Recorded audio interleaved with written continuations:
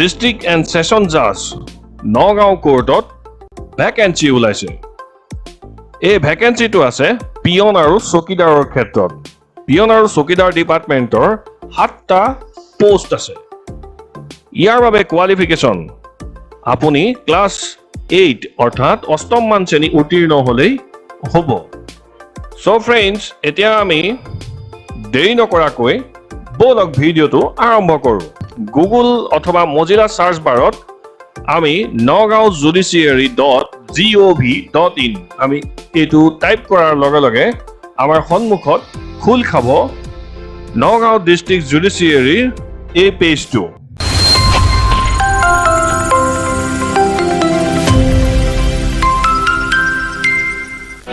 নমস্কাৰ বন্ধুসকল, গেংৱে and clip প্ৰেজেন্সৰ দ্বাৰা প্ৰযোজিত আমাৰ এই ইউটিউব চেনেল নলেজ এণ্ড এভৰিথিঙলৈ আপোনাক স্বাগতম জনাইছোঁ। আমাৰ এই ইউটিউব চেনেলত আপুনি উপভোগ কৰিব পাৰিব entertainment, funny, nature, technical, job related and historical ভিডিঅ'সমূহ। আপুনি আমাৰ এই ভিডিঅ' উপভোগ কৰি নিজকে এডভান্স মোডত ৰাখিবৰ বাবে অনুৰোধ কৰিছোঁ ভিডিঅ'টো লাইক কৰিব, বন্ধুৰ মাজত শ্বেয়াৰ কৰিব। ভিডিঅ'টো চোৱাৰ আগে আৰু যদি আমাৰ এই চেনেলটো ছাবস্ক্ৰাইব কৰা নাই তেনেহ'লে ছাবস্ক্ৰাইব কৰি বেল আইকনটো নিশ্চয় প্ৰেছ কৰিব। ফ্ৰেণ্ডছ, আপোনালোকৰ ছিষ্টেমৰ স্ক্ৰীণত গুগল অথবা মজিলা ফায়াৰফক্সৰ চাৰ্চ বাৰত টাইপ কৰিব লাগিব http://nagaonjudiciary.gov.in মই স্পেলিংটো আকৌ এবাৰ কৈ দিছোঁ http://nagaon judiciary judiciary.gov.in আমি এইটো টাইপ কৰিব লাগিব। টাইপ কৰাৰ লগে লগে আপুনি এণ্টাৰ প্ৰেছ কৰক। আমি এতিয়া এণ্টাৰ প্ৰেছ কৰিছোঁ। এণ্টাৰ প্ৰেছ কৰাৰ লগে লগে ফ্ৰেণ্ডছ, আপোনালোকৰ স্ক্ৰীণত খোল খাব নগাঁও ডিষ্ট্ৰিক্ট জুডিচিয়াৰী এই পেজটো। এই পেজটো ফ্ৰেণ্ডছ আপোনালোকে দেখা পাইছে, ইয়াত কেইবাটাও পাৰ্টিশ্যন দিয়া আছে: home, Guwahati high court, supreme court, court list, judgements, statements আৰু many extra extra. So' friends, আমি এতিয়া ৰাইট চাইডে থকা latest notifications special court list আমি ইয়াত চাব লাগিব। আমি ইয়াত এতিয়া চাই দেখা পাম advertisement dated 28/07/2021 for the vacant post in the establishment of district and এই লিংকটো আমি ক্লিক কৰিব লাগিব।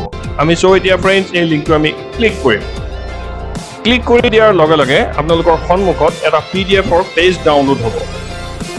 এই পেজটোত লিখা আছে friends, office of the district and session জাজ নগাঁও আছাম এডভাৰটিজমেণ্ট। চ' ফ্ৰেণ্ডছ, আমি এতিয়া এই পেজটোৰ ভিতৰলৈ সোমাই যাম। আমি এতিয়া ভিতৰত সোমাই ইয়াত দেখা পাইছোঁ এপ্লিকেশ্যন আৰ invited in standard form of application published in Assam Gazette Part 9 from the intending candidates for filling up the following vacant post in the establishment of district and session judge Nagaon. So friends, Nagaon session judge ot 7টা post খালি থকাৰ এইটো এডভাৰটিজমেণ্ট। এই এডভাৰটিজমেণ্ট কপিটো PDF ফৰ্মেটত আছে। আপোনালোকে ইয়াক প্ৰয়োজন অনুযায়ী প্ৰিণ্টটো কৰি ল'ব পাৰিব, নতুবা স্ক্ৰীনশ্বটো ব্যৱহাৰ কৰিব পাৰিব।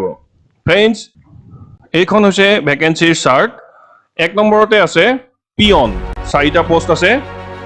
ইয়াত পে অফ স্কেলত আছে 12,000 পৰা 52,000 টকা, গ্ৰেড পে 3,900।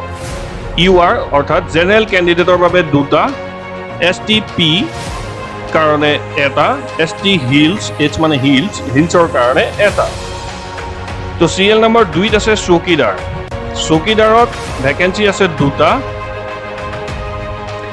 পে স্কেল আছে 12,000 পৰা 52,000 টকালৈকে, গ্ৰেড পে 3,900।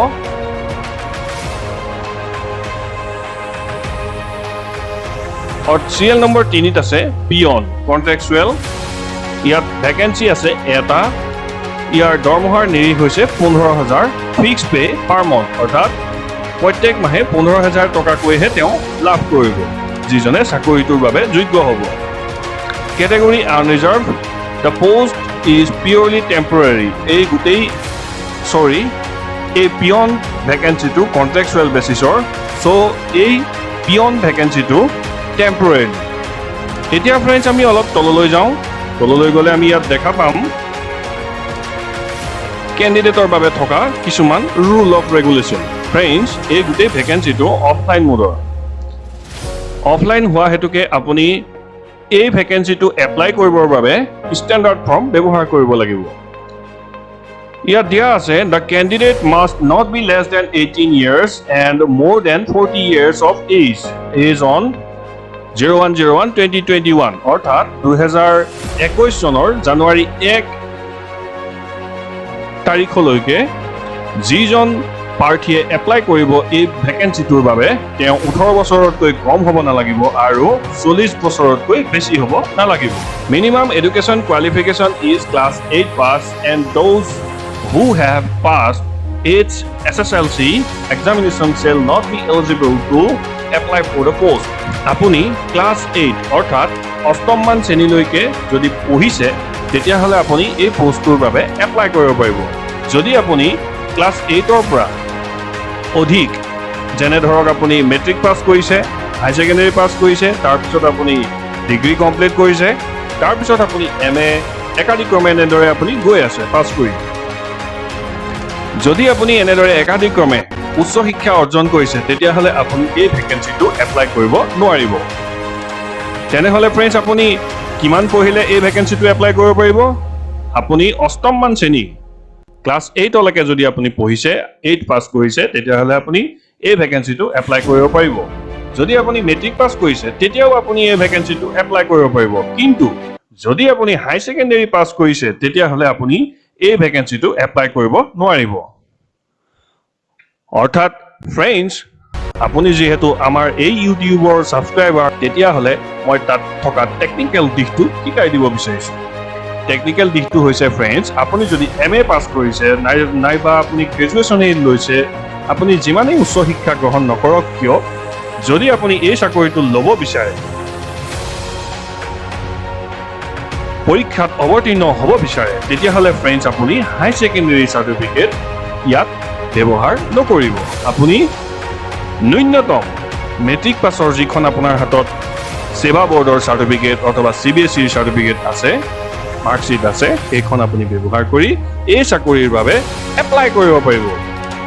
গোটেইখিনি আমি এই ইউটিউবৰ ভিডিঅ'ৰ দ্বাৰা আপোনালোকক ক'বলৈ অসুবিধা হয় ফ্ৰেণ্ডছ, চ' আমি যিমান পাৰোঁ শ্বৰ্টত আপোনালোকৰ প্ৰয়োজনীয়খিনিহে বুজাবলৈ যত্ন কৰিছোঁ।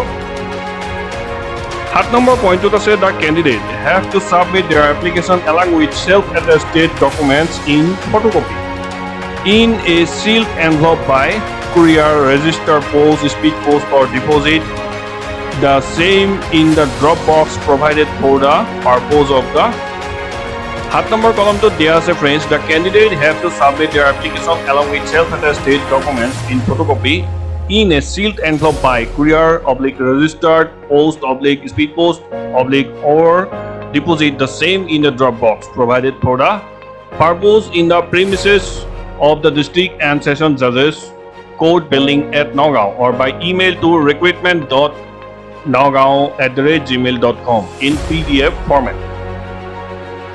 ইয়াত ফ্ৰেণ্ডছ কোৱা হৈছে, আপোনালোকে এই চাকৰিটো এপ্লাই কৰাৰ ক্ষেত্ৰত আপোনালোকে যিবিলাক ডকুমেণ্টছ প্ৰদান কৰিব, সেই ডকুমেণ্টছৰ জেৰক্স কপিত আপোনালোকৰ নিজা নিজা স্বাক্ষৰ দিব লাগিব, অৰ্থাৎ ছেল্ফ এটেষ্ট কৰিব লাগিব। তাৰপিছতে যিবিলাক ডকুমেণ্টছ আছে, এপ্লাই কৰাৰ ক্ষেত্ৰত আপোনালোকক যিখিনি ডকুমেণ্টছৰ প্ৰয়োজন হৈছে সেই সম্পূৰ্ণ ডকুমেণ্টছখিনি আপোনালোকে স্কেন কৰি PDF ফৰ্মেটত তাক তৈয়াৰ কৰি পাছত আপোনালোকে recruitment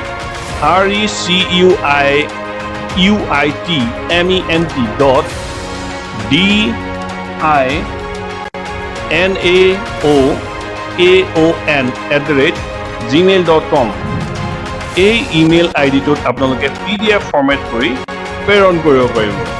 8 নম্বৰ কলমত contact numbers and email ID if any of the applicant must be provided in the application. আপোনালোকে এপ্লিকেশ্যনৰ ভিতৰত ফৰ্ম ফিল আপ কৰোঁতে আপোনালোকে নিজৰ ইমেইল আইডি আৰু মোবাইল নম্বৰ দিয়াটো বাধ্যতামূলক।